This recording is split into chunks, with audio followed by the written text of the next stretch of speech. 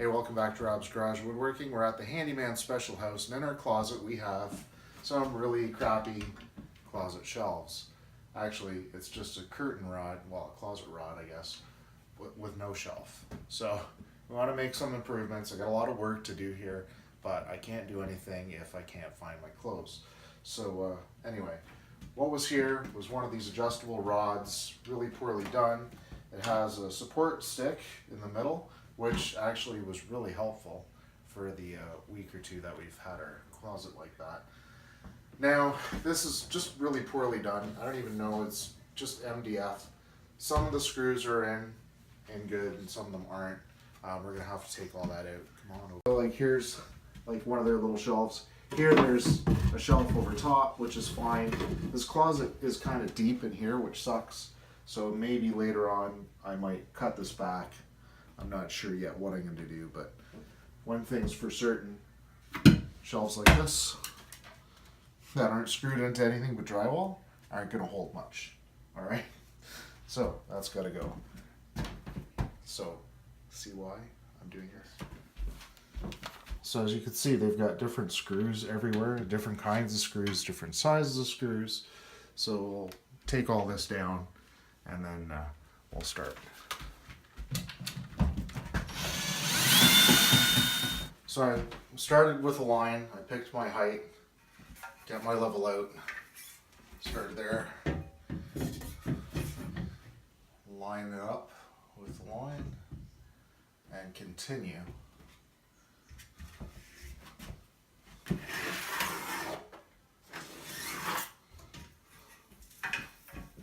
Alright, so we've got our line for the back of the shelf, and it's a Closet Maid one. So they have these little clips. They're drywall clips, and they come with little nails. You got to drill, I believe, a 1/4-inch hole. Let's see here. All right. So mark the wall for clip locations. Locate a wall clip 2 inches from each end, and then no more than 12 inches in between. All right. So we're going to start doing that. We'll mark our wall. And we're also going to mark. So we're going to measure 57 inches, and it's hard to do this with one hand, but that's my center mark. Okay. And then we're going to mark 2 inches from the end. So we have 2 shelves here, so I'm going to mark 2 inches from each shelf.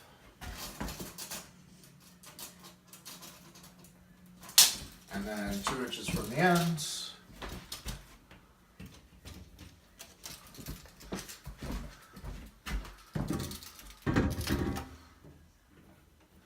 Then I'm going to measure that and find the numbers that I need. Alright, so to make it equal, it's easier if I go 13 inches, so that's what I'm going to do. I don't really care if it's not quite perfect.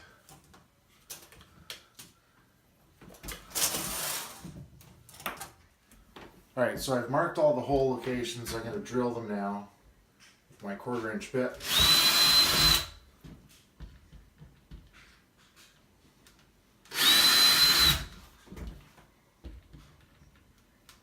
So what we do is we just pop these into place. They're pretty snug. So it'll take a little bit of effort to get them in. And then use the nails. So it says that you can just push these in, but I find pushing them in is rather difficult. It can be done, but it's just easier to tap them in with a hammer. I don't know who's really going to push these in.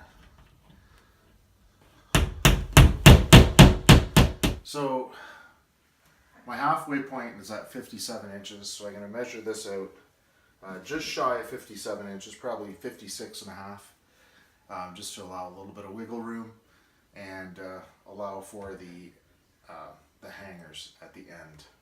So there's a couple of different ways you can cut these. You can cut with bolt cutters apparently. I haven't tried that yet. You could use a hacksaw, you could use a Dremel with a cutting bit, you could use an angle grinder, all of which are really good. But in your house, bolt cutters. Nice, clean, quick, easy. So let's see how it works. Let's try it out. Let's do our little less than 57.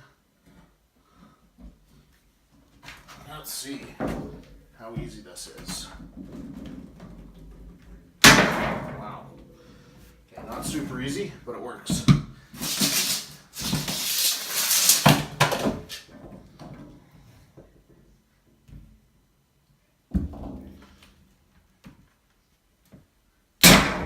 So we're going to hang this up, and it doesn't have to be perfect right off the bat. We're just going to put it in and try to get it so that it's in between these things. And just pull down basically. Alright. So basically what we're going to do is we're going to put the level up here. We're going to get this so that it's level, and it's hard to do. So, and then, if you look way back in here, so follow me this way. So basically we have it here, you have your level so that you can see it. Take your hanger, put that on. This one is a little thick. There we go. So have that. Line it up so you're perfectly level, and then grab the pencil out of your pocket and mark your holes.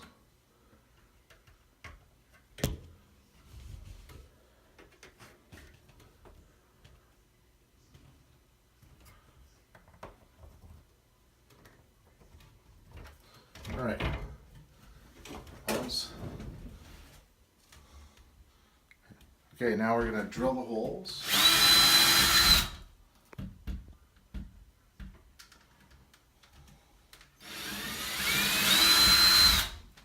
And try to keep them even. Okay, pause. Okay, so they come with these raw style plugs. They actually go in here. Kind of a tough squeeze. There we go. Force them all the way in and push this into the wall. Where'd my hammer go?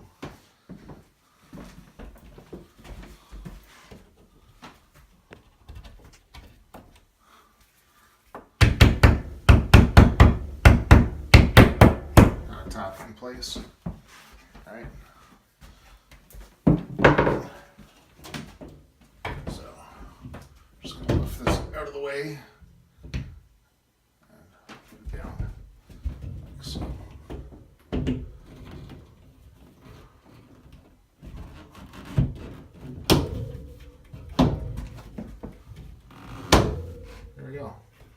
So that's half of it done. Pretty neat. Not too bad. Alright, let's do the other On again. Okay, after you do your dry fit, put the nails in the holes and hammer those in. Or press them in. Obviously, I'm going to hammer them in. Okay, I can't reach my hammer. Alright. Ready?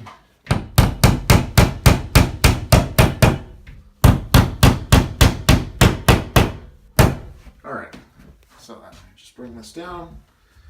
That part's locked in place. We're going to do this end, and then we'll lock them together.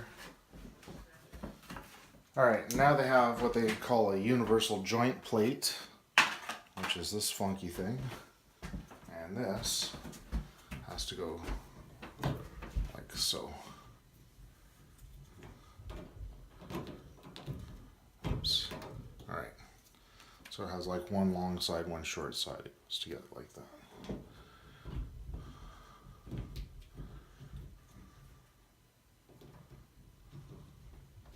Huh, neat. All right.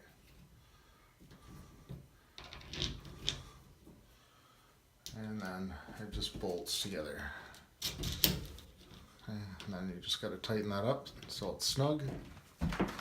All right, so then we've got the support brackets. These things hold this up.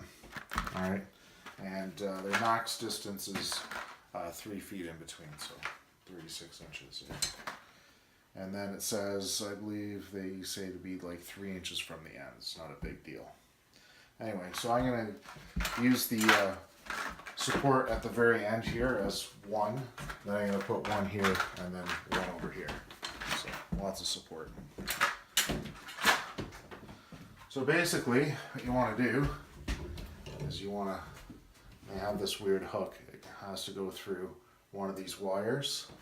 So you stick it through the wire, make sure it's all the way to the end, then line it up, check your level. So you want your level to be, there we go. You want it to be good and level, then mark your hole. And once again you start drilling, right? So I'll just take that off.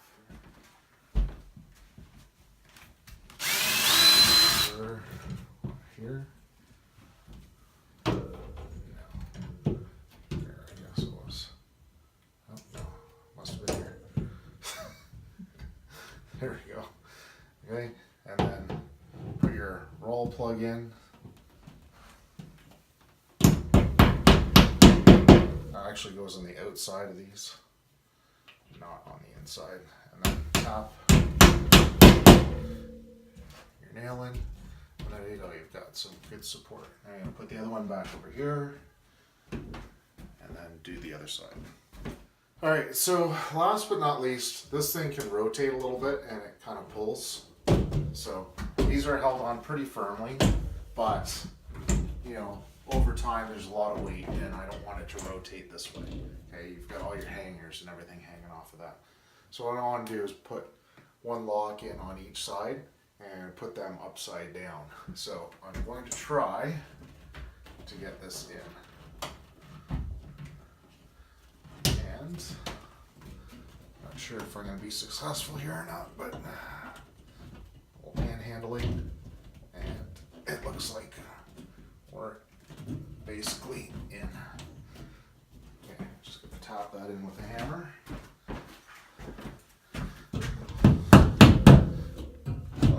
Look at that.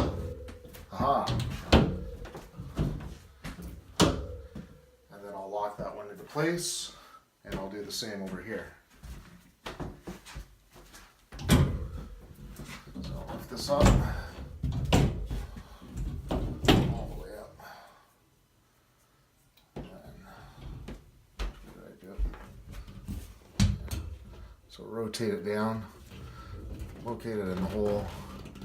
Flex that out a little bit. Oh, there we go.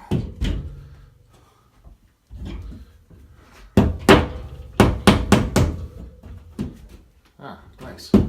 Okay.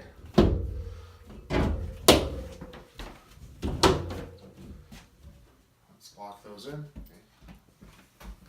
All right, so here's our finished product. It's all in there.